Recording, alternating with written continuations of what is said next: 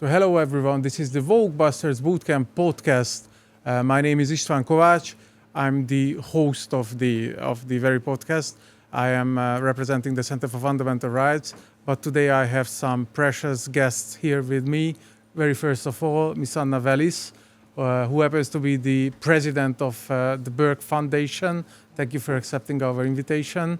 And on my left side, we have Mr. Marcin Romanowski, who is member of the Sejm, an exiled member of the Sejm, Deputy Minister of Justice, former Deputy Minister of Justice of Poland, who now lives here in Hungary as a political refugee. Thank you for accepting our invitation. Thank you very much. And just for your information, we are recording in front of a live crowd, so if you hear any interaction, is because of this. So let's start with the general political landscape. We are living in interesting times. What is happening now in Europe may seem very different from the US. From a US perspective, US has been the leader of the Western world, while Europe used to follow the lead from Washington D.C. However, nowadays this cooperation seems to be a little bit struggled. So, how do you see the situation from the U.S.? What is happening now in the European Union makes sense, or everyone lost their insanity? Please, first of all, Anna. thank you for having me. And I think Western Europe has been quite insane for quite some time, so I'm not sure this is a new development.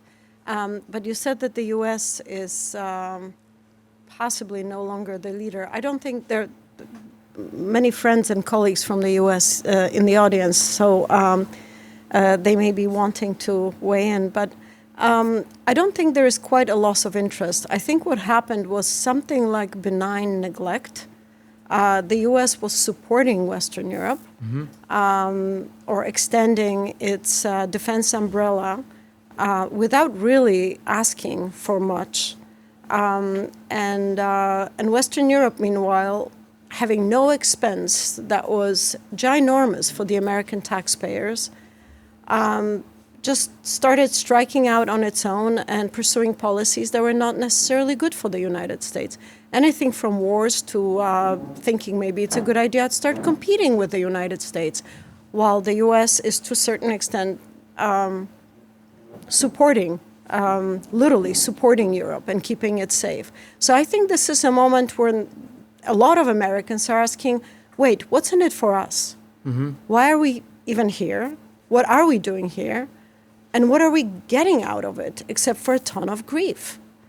So it's not really about not wanting to lead. I think it's also about what do we have in common? And is there a part of Europe left with which we have something in common? I don't think any of it is, frankly, unfair. Asking that question and asking Europe to answer, tell us if we're wrong, and if we're right, let's fix it. It's just not fair. Okay, I see your point. However, when you talk about the common values that we all share, like here in Europe, I cannot really identify such values. So in the US, more or less it's clear that with Donald Trump, you have a new sheriff in the House who has,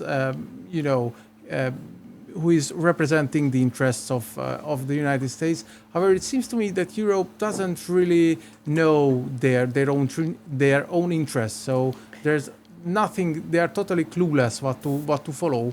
And without a clear lead from the U.S., we see the escalation of the current situation. Not talking about the war, but policies in general. I think that's true. And what's interesting is that the United States is discovering, I think, that if it has a partner in Europe, a partner in values, it seems that the former captive nations, the former area that was occupied by the Soviet Union, whether a country kept its own name or was known as a republic, of the Soviet Union, it seems that those are places that are most committed to democracy, as in, elections happen and we respect the outcome and we let them happen, and committed to values that used to be normal for a couple of thousand years in Europe. And Western Europe is in some sort of a suicidal death spiral that in energy, in security, in sovereignty, immigration, that the United States is questioning the wisdom of, and Eastern Europe and East Central Europe seems to be very actively resisting. Mm-hmm. They don't want to sign the suicide pact. And that's now called from Brussels not observing the European values. And that's insane. You use the word insanity. I think that's a good word. What you said, I believe it's truly clear, and it's true for Hungary. However, I'm not really sure about Poland nowadays. And I turn to you, Marcin, that, Anna was talking about, the Soviet oppression over our region, and the Polish people suffered a lot, just as the Hungarians did. But you are suffering of political oppression yourself, and we are not living within the Soviet Union. So it is indeed your own government, supported by the Brussels elite, which are driven like a political witch hunt against you, oppressing your political rights. So is it like Brussels, the new Soviet Union, or the methods are the same? Well, first of all, thank you very much for inviting me here and answering your question, István. I think that the key point is that Poland is already some kind of testing ground for lawless state in the shape of liberal autocracy, militant democracy. There are concepts which are used by current left liberal coalition, and I think it's the best way to make the description. Of course, there is plenty of elements of so-called post-communist country. Mm-hmm. For example, some days actually ago, the second person in the country, the Marshal of Sejm, the president of the Polish parliament, became a former member of Communist Party, who is proud of it, who is really a convinced communist in that strict sense of the word. But so the very important and I would not say the crucial part of the current Polish left liberal coalition are the post-communists. They are still existing. There are still people, property, connections, and relations, and so on in media, in culture, in justice system first of all, and in the state apparatus. But we have actually, I think it's typical for Central and Eastern Europe, some kind of alliance between the post-Marxists mm-hmm. and neo-Marxists. Mm-hmm. So the liberals, the current elite of Brussels is actually, in some extent, the woke imperial in the shape of neo-Marxist woke ideology. At least it's driven by that ideology. So we have to deal with it in Poland. Generally speaking, regarding the ideology and the statecraft, the activity of the state. I think the best description is a lawless state, So we deal with the situation where, for example, the prosecutor service was illegally and forcefully taken over. Illegally, I mean, regardless the legal regulations, and used to prosecute political opponents. Myself, but I'm not the only one, of course. Actually, during the last presidential elections, the whole state apparatus was used against the biggest opposition party, so the Law and Justice, and the conservative candidate Karol Nawrocki, despite of that whole aggressive activity, he won. So it shows that Poland is not the liberal or left liberal country, but in deepest sense of the word, very conservative. But the judiciary was taken over. So, for example, the presidents of the courts, their tenures were shortened against the law, against the decisions of the Constitutional Tribunal, and the candidates of the government were nominated in their place. After that, of course, started manipulations in judicial panels, cleansing of independent judges, independent from the government, the whole random case assignment was cancelled in the justice system. In my case, for example, it took I think 4 or 5 months. There were tricks organized that my decision regarding my pretrial detention was made. But this is only one example. Sorry to interrupt, but what you describe are clearly the same methods used by the oppressive Soviet states, not only in Poland, but within the whole region.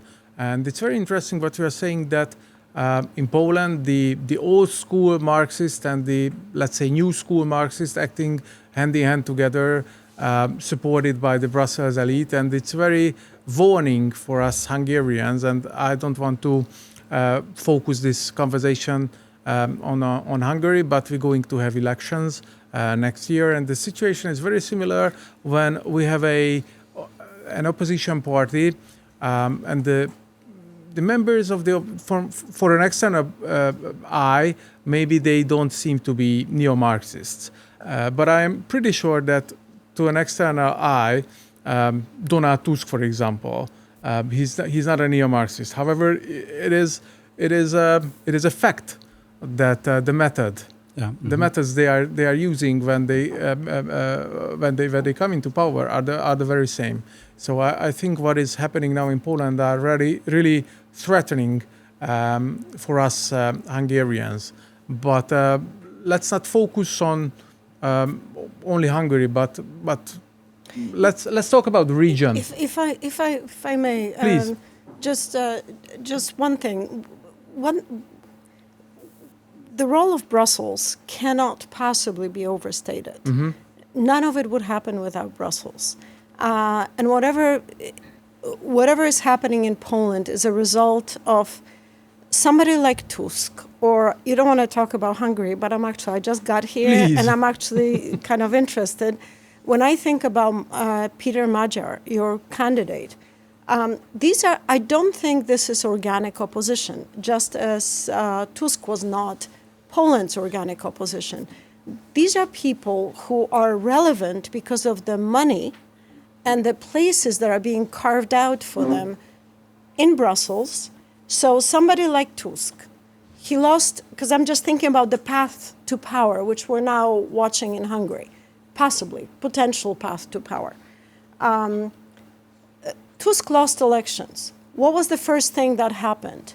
Angela Merkel gave him the job of the president of the European Council so that he could berate and attack the voters who rejected him from Brussels with more money, more power, more influence, and the bully pulpit to censure them, to withhold European money, to unleash incredible media campaigns against the country that rejected him, that did not want him in power. And he could not forgive it. And his bosses in Brussels made it possible for him to be vindictive, even though he had no power. Mm-hmm. He lost the second election. So what do? They give him the presidency of the biggest party in the European Parliament so that he could continue to vent his frustration, attack the Polish voters who said no thank you again, and then again when the Polish voters did not want his presidential candidate. And that went on for 8 years. It was 8 years of cutting funds, of bullying. I mean, let's not forget that the biggest newspapers in Europe are, I'm sorry to say, but this is going to be provocative, but there is such a thing. I mean, von Clausewitz came up with one thing, but it's not just war by other means. I mean, it's not just war as politics by other means. There is also such a thing as empire by other means. And, you know, the most powerful country in Europe with the most money and the most powerful media being the dominant force in Brussels, and then also happens to own the biggest newspapers. I mean, Axel Springer owns Politico. It's in English. So what? It's a German newspaper, 100% German-owned. The media in Poland, in Hungary, that are telling everybody how terrible the conservative politicians are, happen to be German-owned. And that is just not an accident.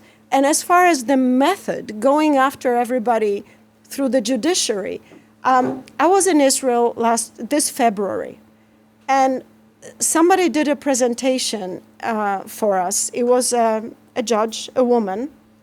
She was clearly liberal, and apart from about an hour of question begging, and I mean it in logical sense. I mean, it was really just the entire argument was an exercise in question begging. So it was a logical fallacy. We were shown pictures from various protests. And I actually asked this lady if that was a picture from Warsaw or Budapest. And she asked me why. And I said, because it looks like Warsaw and Budapest.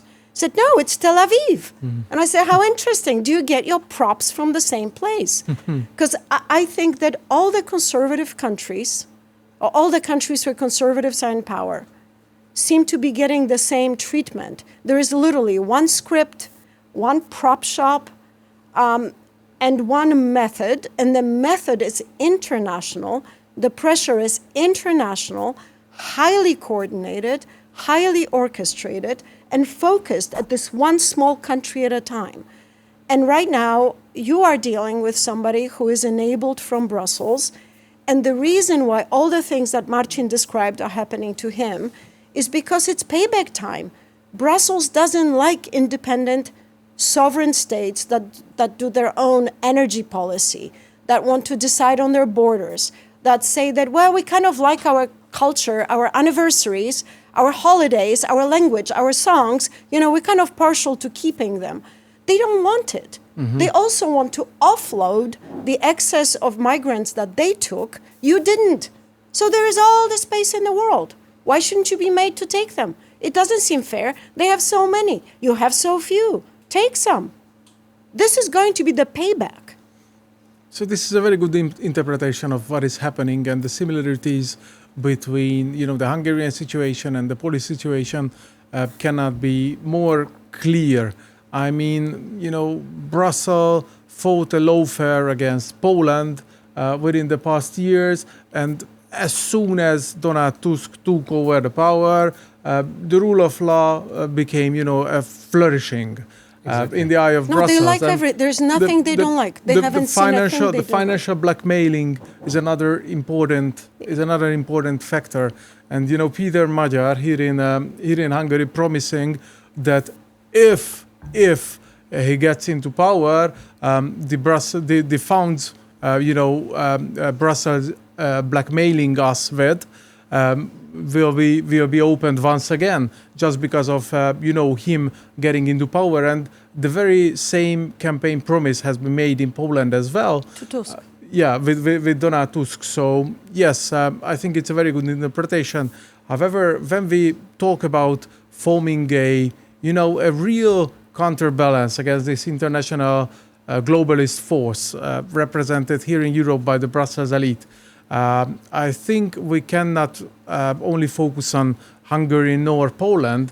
We have to, in order to create a real counterbalance, we have to focus on the whole region, because the Central European region, as a whole geographical cooperation, can be a real counterbalance, but not Hungary nor Slovakia, not even Poland can stand a chance against Brussels. So what do you think?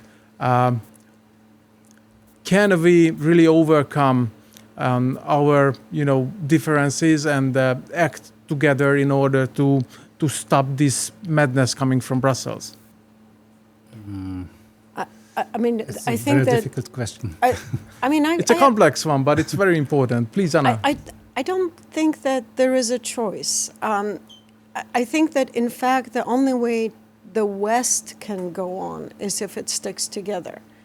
I think that there is a great deal of interest in America to remain a Western country, even if the interest in abroad in general is waning. But the only way historically, literally for hundreds of years back, this region, East Central Europe, was referred to as the pivot of history. It's a historical term. I did not invent it, and it was invented for this region. Mm-hmm. And what it symbolized was that whenever this region was free and at peace, Europe was at peace and relatively prosperous.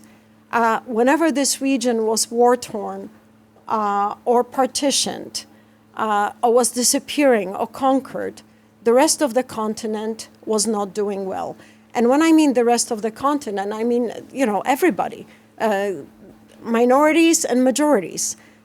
So what is in Europe's interest, not just East Central Europe's interest, is, first of all, that East Central Europe unites, not through conquest, but coming together and realizing what the shared interest is.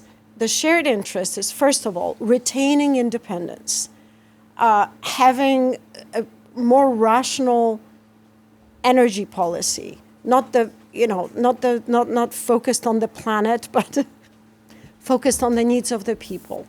And if Eastern Europeans, Central Europeans come together, they can balance the worst and the most insane ideas, both from Moscow and from Berlin. One of the interesting things that this region can do is, because it abuts three seas: the Mediterranean through the Aegean, that's the Balkans, East Balkans, Romania, and the Black Sea, and the Baltic, which is basically the end. So, the Black Sea, and then the Bosphorus and entry to Asia, and the Baltic, which is essentially a big bay adjacent to the Atlantic. And with those all open, you can start talking about things like focus on energy being in Norway and in Israel. Apparently there's some in the Black Sea. There are solutions that we're not even exploring now, because the sovereignty of these countries has to be asserted so it can pursue, the region can pursue its own or alternative policy for Europe.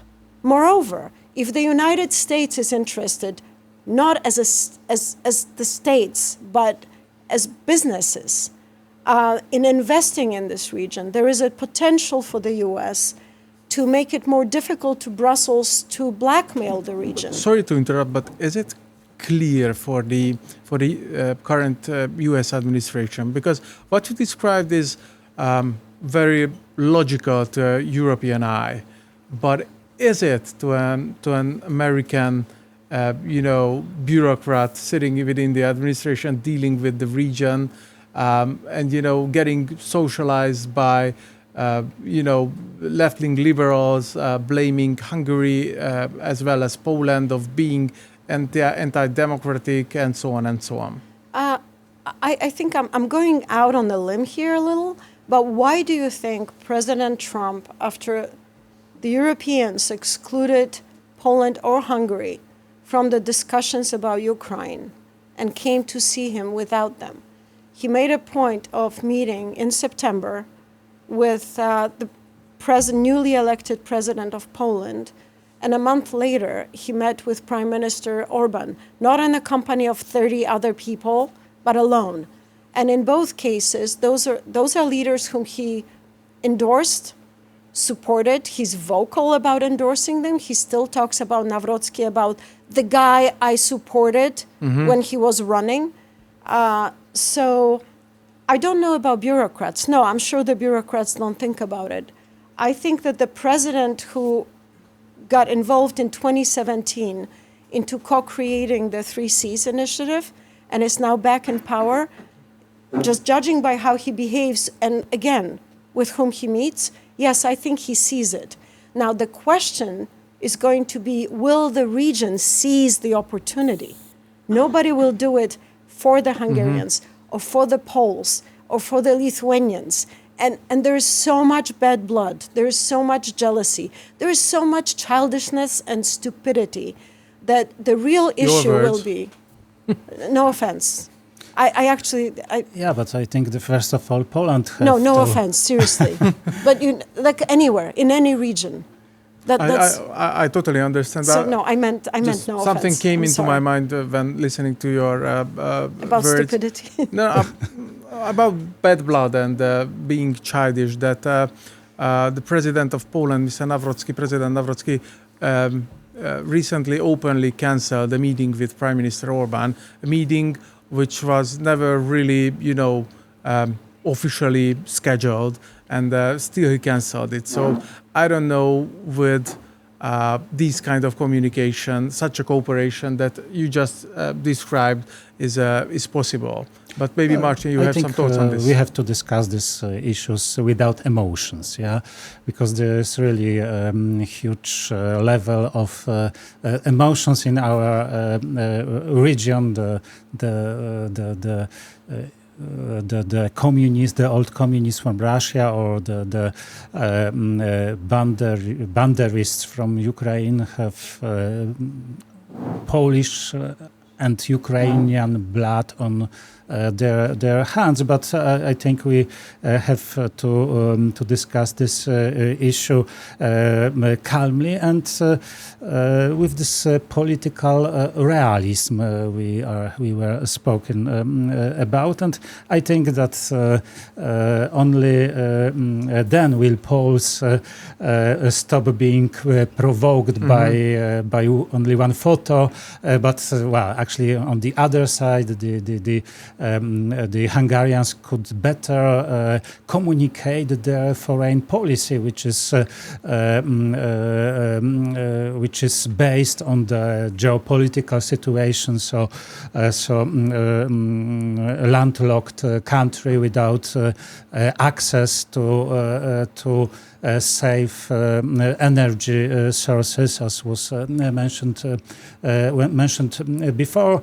But I think coming back to the topic Anna was mentioned, that I think sorry for being a little bit Poland centrist, but it's actually the biggest country. Poland is almost as big as the rest of Central Europe regarding the economy. So I think Poland have to take up this role of leader of the region, which doesn't mean any centralism. And I think the Polish history, as well as the history of other Central European countries, is very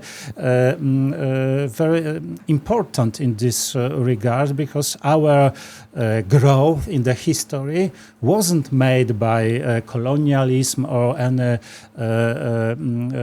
aggressive wars. It was through unions between Poland, Lithuania, in some parts of our history with Hungary and so on.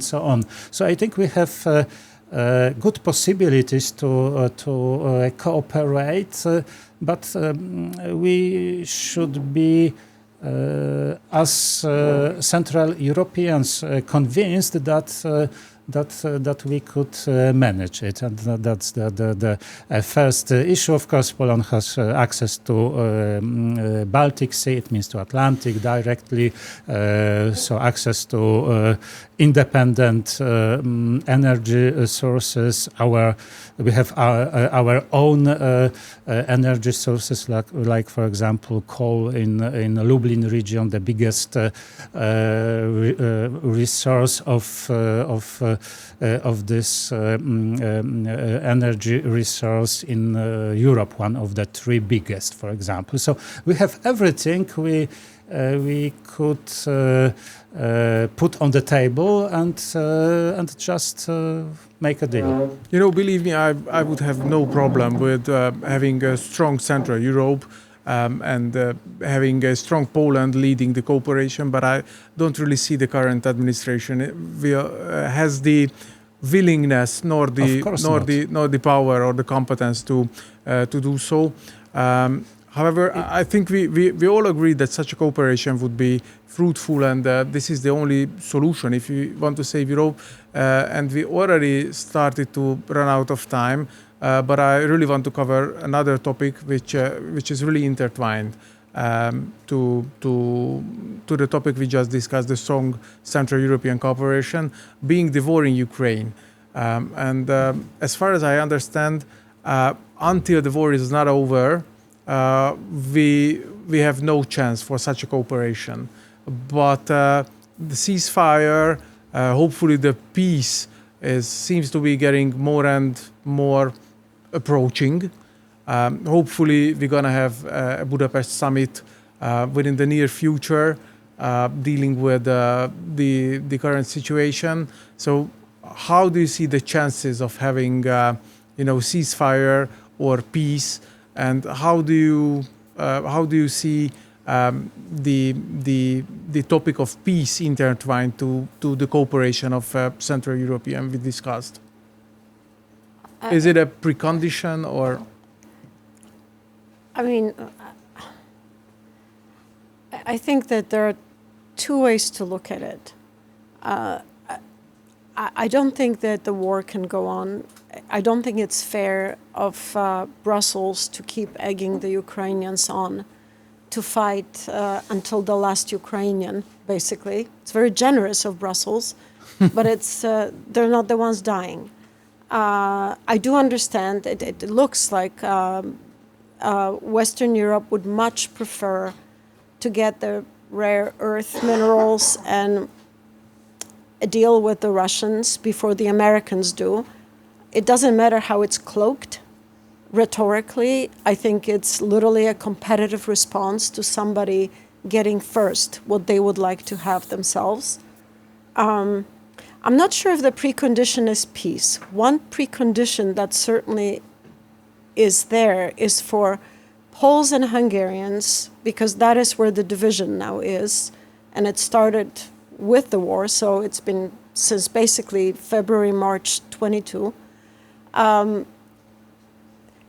fact that the war is about Poland and Hungary differing on Ukraine instead of Poland and Hungary, both border states, they both have a border with that country at war, both have a history of being invaded by Russia, which is now invading Ukraine. So the sense of danger is not paranoia. That's just a historical fact and a future possibility. So it's as real as it gets. But what they both have to understand that it's really about Western European policy that led to the war. It would be very healthy for the Poles and Hungarians to meet, talk about it, and to say, listen, the Germans did something we asked them not to do for 30 years. You, the paranoid Poles, were telling them that it's going to be a territorial transaction in the end when the energy policy pursued by Germany comes to its logical conclusion, meaning bypassing Ukraine, cheap gas, cheap oil from Russia reaches Western Europe, and instead of letting Eastern Europe to become independent of Russia, Germany came up with the brilliant idea that all of Europe can depend on Russian oil. What could possibly go wrong? So yes, the paranoid Poles since the 90s were talking about the fact that there is going to be a war in Europe if you continue. Now it happened. And then what happened? Hungary says, oh my God, war. And the Poles say, well, we're going to show the world how a neighbor behaves when a good neighbor gets attacked. We're going to sacrifice ourselves and help them fight. Instead of, yeah, oh my God, a war. Holy moly. Germany, Brussels, do you see what you've done? My God, can you please close those 2 pipelines and put a moratorium on whatever other stupid ideas you have, which would include, for starters, let's stop net zero, like kill net zero forever. So would you say that the Hungarian approach in this regard being more pragmatical than the definitely the one of Brussels, but maybe even pragmatical than the Polish answer was? I think the Poles were too cavalier. The Hungarians pragmatic, verging on a little more so. And they could use each other in tempering both the fear and the sort of almost childlike enthusiasm for being virtuous in fighting war. But I think they misdirected their energy by directing it at each other instead of at Brussels, which brought the war about. And when Trump says it wouldn't have happened under his presidency, of course it wouldn't have. He put a moratorium on Nord Stream 2. In the document that he issued, when he issued the moratorium, he explained that the reason why he's killing it is because when it ends, there's going to be a war in Europe.